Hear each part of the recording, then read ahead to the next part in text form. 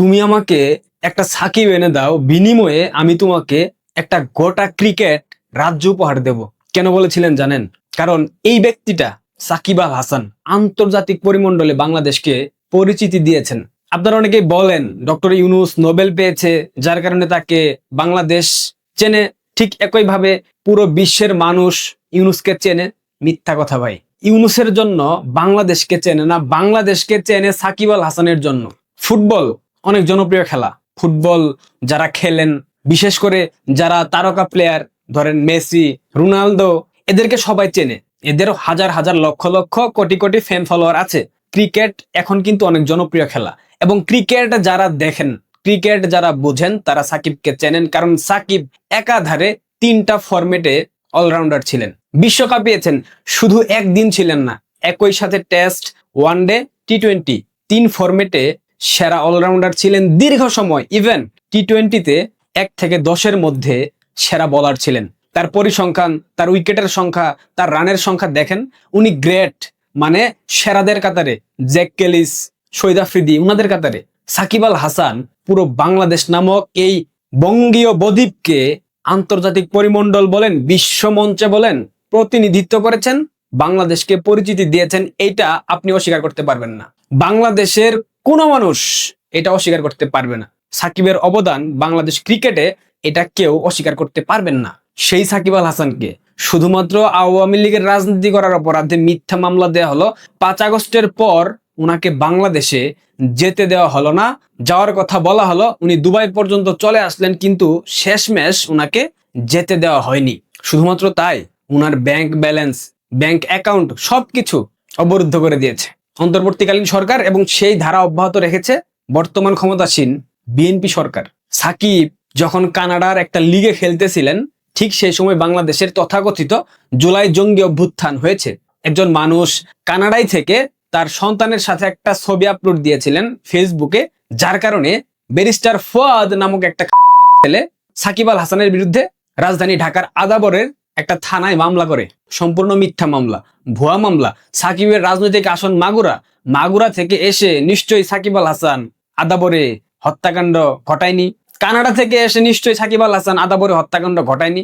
যাই হোক, এগুলা ষড়যন্ত্র। এগুলা হচ্ছে সাকিব কেন আওয়ামী লীগের রাজনীতি করলো, কেন বিএনপির রাজনীতি করলো না, কেন ইউনূসের আহ্বানে সাড়া দিয়ে সাকিব আওয়ামী লীগের সাথে প্রতারণা করে, বিট্রে করে ইউনূসের দলে যোগ দিল না, কিংবা ইউনূসের পাশে দাঁড়ালো না, এটাই তাদের ক্ষোভের জায়গা। একই রকম বিএনপি বারবার বলে সাকিব এবং মাশরাফিকে দল ত্যাগ করতে হবে, অর্থাৎ আওয়ামী লীগ ত্যাগ করতে হবে, এবং জাতির কাছে ক্ষমা চাইতে হবে, মাফ চাইতে হবে।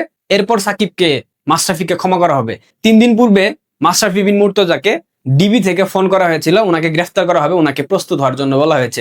মাশরাফি ভাই বলে দিয়েছেন, ঠিক আছে, কোনো সমস্যা নেই, আপনারা আসেন, আমি প্রস্তুত, আমি পালাবো না। মাশরাফি ভাই কিন্তু পালাইনি, মাশরাফি ভাই বাংলাদেশে ছিলেন।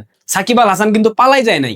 সাকিব আল হাসান বাংলাদেশে যেতে চেয়েছিল, কিন্তু অন্তর্বর্তীকালীন সরকার যেতে দেয় নাই, বিএনপি যেতে দেয় নাই। আই থিঙ্ক এখানে সব থেকে ষড়যন্ত্রটা করেছে আসিফ মাহমুদ সজীব ভুঁইয়া এবং বিহারি তামিম ইকবাল। শুধুমাত্র নিজের এলাকার মানুষকে সেবা করার জন্য, জনসেবা করার জন্য সাকিব আল হাসান রাজনৈতিক দল আওয়ামী লীগে যোগ দিয়ে নির্বাচন করেছিলেন, এমপি হয়েছিলেন ভোটের মাধ্যমে। এর কারণে উনাকে বাংলাদেশে যেতে দেওয়া হয়নি, দল থেকে তো বাদ দেওয়া হয়েছে। উনার ব্যাংক অ্যাকাউন্ট লক করে দেওয়া হয়েছে, যাতে উনি কোনো প্রকার লেনদেন করতে না পারেন। উনার ব্যবসা প্রতিষ্ঠান সবকিছু সিলগালা করে দেওয়া হয়েছে। গতকাল বঙ্গবন্ধু কন্যা শেখ হাসিনার একটা প্রেস কনফারেন্স ছিল দিল্লির ফরেন করেসপন্ডেন্ট ক্লাবে।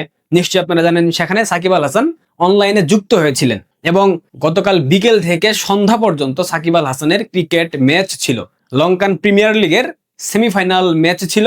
জাফনা কিংস এবং ক্যান্ডি রয়্যালসের মধ্যকার ম্যাচে সাকিবের দল জয়ী হয়েছে। সাকিব আল হাসান 20 ওভার ফিল্ডিং করেছেন, 3 ওভার বল করেছেন। এরপর সেখান থেকে ড্রেসিং রুমে গিয়ে জার্সি পরিবর্তন না করে তিনি সেই লাইভ অনুষ্ঠানে যুক্ত হয়েছেন, গুরুত্বপূর্ণ বক্তব্য দিয়েছেন, জাতির উদ্দেশ্যে দিক নির্দেশনা দিয়েছেন, তরুণ প্রজন্মের উদ্দেশ্যে, ক্রীড়াবিদদের উদ্দেশ্যে দিক নির্দেশনা দিয়েছেন। ঠিক এই জেদ, এই ক্ষোভের কারণে বিএনপি জামাতের সন্ত্রাসীরা সম্মিলিতভাবে সাকিব আল হাসানের মাগুরার বাড়িতে পেট্রোল বোমা নিক্ষেপ করেছে, গেটে আগুন দিয়েছে, বাসায় আগুন দিয়েছে। 5 আগস্টের দিন মাশরাফি বিন মুর্তজা, উনার সারা জীবনের যে অর্জন, স্মৃতি, যেই পুরস্কারগুলা সবকিছু নড়াইলের বাড়িতে ছিল, ওটা 5 আগস্টের দিন ভৎস করে দেওয়া হয়েছে। আজ সাকিব আল হাসান শুধুমাত্র বঙ্গবন্ধু কন্যার সাথে প্রেস কনফারেন্সে যুক্ত হওয়ার কারণে উনার বাড়িতে আগুন দেওয়া হয়েছে, জ্বালিয়ে দেওয়া হয়েছে। আচ্ছা, বাংলাদেশে কি দিন বদলাবে না? মানে মানুষের যখন পতন ঘনিয়ে আসে তখন মানুষ প্রতিনিয়ত ভুলভাল সিদ্ধান্ত নেয়। সাকিব মামুলি বিষয় না, সাকিব আন্তর্জাতিক সেলিব্রিটি, এটা মাথায় রাখা উচিত। সাকিবকে জাতীয় দল থেকে বাদ দেওয়া হয়েছে। সাকিব কি বসে আছেন? উনি বিভিন্ন লিগে খেলতেছেন না? কোয়ালিটি থাকতে হয় বস। বঙ্গবন্ধু কন্যা শেখ হাসিনা ব্যক্তিত্ব চিনতে, রত্ন চিনতে ভুল করেন না। সাকিব বাংলাদেশ আওয়ামী লীগের রত্ন, একইভাবে বাংলাদেশের রত্ন। এই যে অসম্মান করা হচ্ছে, একটা মানুষকে বাংলাদেশে যেতে দেওয়া হচ্ছে না, সেই মানুষটা নির্বাচন করেছে মাত্র 3 থেকে 4 মাস ক্ষমতায় ছিল। তিনি কি লুটপাটের টাকা দিয়ে সেই বাড়ি বানিয়েছিলেন?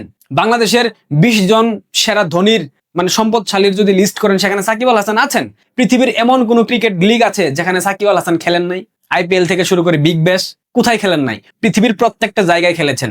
তিনি ন্যাশনাল টিমে নাই, তারপরেও এসজির মতো ব্র্যান্ড তার ব্যাট স্পন্সর করে। এটা কোয়ালিটি ভাই, এটা মানতে হবে। সাকিব সাকিব ভাই, সাকিবের সাথে বিহারি তামিমের তুলনা হয় না রে ভাই। সাকিব ব্যক্তিত্ব সম্পন্ন। বাংলাদেশের মায়েরা এখন স্বপ্ন দেখে ছেলে মেয়েকে ক্রিকেটার বানাবে, তাদের আদর্শিক খেলোয়াড়কে থাকে জানেন? সাকিব আল হাসান। কারণ সাকিবের ব্যক্তিত্ব বাংলাদেশের আর বাকি সব ক্রিকেটারের ব্যক্তিত্বের থেকে অনেক হাজার গুণ এগিয়ে। একথা অস্বীকার করতে পারবেন না। অনেকে বলবেন সাকিবের দালালি করছি। হ্যাঁ করছি। সাকিব সাকিব ভাই, সাকিবের সাথে কারোর তুলনা হয় না। আপনি মানেন আর না মানেন, 3 আগস্ট সরকার পতনের ঠিক 2 দিন আগে বিহারি তামিম গণভবনে গিয়েছিল বঙ্গবন্ধু কন্যার সাথে চামচামি করার জন্য। একথা কেউ বলেন না। 3 আগস্ট কিন্তু সাকিব গণভবনে যান নাই, গণভবনে গিয়েছিলেন বিহারি তামিম। তাহলে বিহারি তামিম কেন বিসিবির প্রেসিডেন্ট হয়, অবৈধভাবে নির্বাচিত হয়? কিভাবে? কারণ বিএনপির চামচামি করে, বিএনপির দালালি করে। ও আগে থেকে বিএনপিরও দালালি করতো, ও আওয়ামী লীগেরও দালালি করতো। ও হচ্ছে 2 নৌকায় পা দেওয়া লোক। যাই হোক, আজকে সাকিবের বাড়ি জ্বালিয়ে দিয়েছে জামাত বিএনপি, কোনো সমস্যা নাই। বিএনপির মধ্যেও তো ক্রিকেটার আছে না? তামিম ইকবাল আছে না? তামিমের চট্টগ্রামের বাসা আছে না? সবাই চেনে না? তামিমের চট্টগ্রামে যে নতুন শোরুম উদ্বোধন করেছে, ইয়ামাহার শোরুম, সেটা চিনে না? সবাই চিনে। কে চিনে না? সবাই চিনে। ফিডব্যাক কিন্তু আসবে ভাই। যা করবেন সেটার প্রতিদান কিন্তু পাইতে হবে। যা করবেন সেটার প্রতিদান মানুষ না দেখ, সৃষ্টিকর্তা দেবে। এইটুক মাথায় রাখবেন। যেই প্রতিহিংসার রাজনীতি বাংলাদেশে কায়েম করলেন, এটা হচ্ছে পতনের প্রথম ধাপ।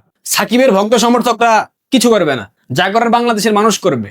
সাকিবের ভক্ত সমর্থকরা কিংবা বঙ্গবন্ধু কন্যা ডিসেম্বরে বাংলাদেশে ফেরার পর কি হবে সেটা দেখার বিষয় না। এর আগেই বাংলাদেশের মানুষ কিন্তু মতো পেটাবে। দেশ চালাইতে পারেন প্রতিহিংসা ছাড়া? দেশে কিছু আছে? দেশের অর্থনীতি কোথায় নিয়ে গেছেন? দেশের আইন শৃঙ্খলা কোথায় নিয়ে গেছেন? দেশের পোশাক খাতকে কোথায় নিয়ে গেছেন? গ্যাস নাই, বিদ্যুৎ নাই, দ্রব্যমূল্যের ঊর্ধ্বগতি, জনজীবন বিপর্যস্ত, মানুষ হাহাকার করতেছে, ব্যবসায়ীরা হাহাকার করতেছে। এগুলা দেখার সময় নাই। সময় আছে কিভাবে ফুটপাত থেকে চাঁদাবাজি করতে হবে, কিভাবে ধান্দাবাজি করতে হবে, কিভাবে ওই পাতানো ম্যাচ খেলতে হবে, বিভিন্ন ফোকাস অন্যদিকে সরিয়ে দেওয়ার জন্য, বিভিন্ন ইস্যু অন্যদিকে প্রাইভেট করার জন্য। এগুলো আমরা বুঝি না? বাংলাদেশের মানুষ কি গর্দভ? আজকে সাকিবের বাড়িতে পেট্রোল বোমা মেরেছেন। অদূর ভবিষ্যতে যদি তামিমের বাড়িতে পেট্রোল বোমা পড়ে, কেউ হতাহতের শিকার হয়, তখন কি কাউকে দায়ী করতে পারবেন? বাংলাদেশের সুশীল বুদ্ধিজীবী যারা কথা বলেন সামাজিক যোগাযোগ মাধ্যমে আইসা লেকচার মারেন, তারা এখন কথা বলবেন না? এখন প্রতিবাদ জানাবেন না? মানুষ কিন্তু সব মনে রাখে। এগুলা কোনো থ্রেট না, কোনো হুমকি ধামকি না, এগুলা বাস্তবতা।